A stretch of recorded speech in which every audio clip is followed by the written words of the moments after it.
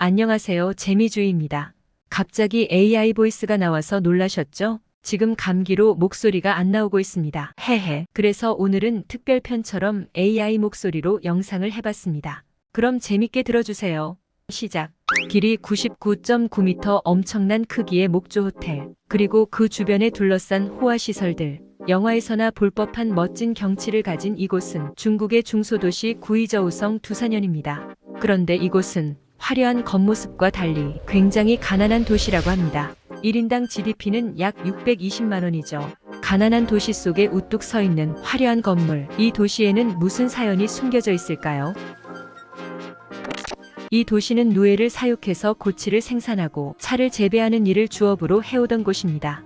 하지만 아무리 일은 열심히 하더라도 가난에서 벗어나기란 쉽지 않았는데요. 그런데 2010년 당 서기로 부임한 판즈리가 중대 발표를 하면서 이 도시에는 변화가 일어났습니다. 우리 두산현을 대학이 있고 관광을 할 수 있는 특색 있는 도시로 만들겠습니다. 포부는 정말 좋았는데요. 특색 있는 도시가 되려면 어떻게 해야 할까 고민하던 판즈리가 생각한 건 기네스북에 오르자였습니다. 세계에서 가장 높은 목조 호텔을 지어 기네스북에 올리면 관광객들이 알아서 찾아올 것이라 예상했던 것이죠. 기네스북에 오른 목조 호텔. 솔직히 관광지로 홍보하기는 딱 좋은 타이틀이었습니다. 그래서 높이가 무려 99.9m나 되는 목조 호텔 스위스로우 짓기 프로젝트가 시작되었습니다. 그런데 이 프로젝트는 시작부터 난관이었는데요.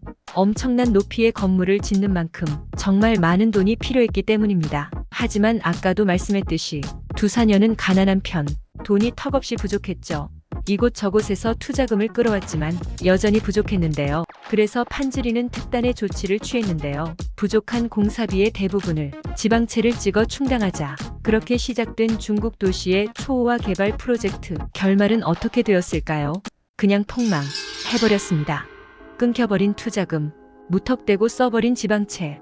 두산현은 감당할 수 없는 수준의 빚더미에 오르게 되었다고 합니다. 당연히 공사는 중단되었고 대목조 호텔이 될 뻔했던 스위스로우의 현재 상태는 안타깝게도 유령 호텔 같은 꼴이 되었다고 합니다. 이 상태까지 만드는 데만 약 340억 원이 투입되었는데요. 완공되지 않으면 공중분해되는 돈이었죠. 그런데 판즈리가 친 사고는 이뿐만이 아니었습니다. 목조 호텔을 짓기 전에는 세계 유명 대학교를 유치하겠다며 두산현의 대학 도시도 건립했는데요. 이곳도 건설하는데 약 3,450억 원이 들어갔습니다. 그런데 대학 도시에 들어온 대학은 직업 전문학교 2곳이 전부였죠.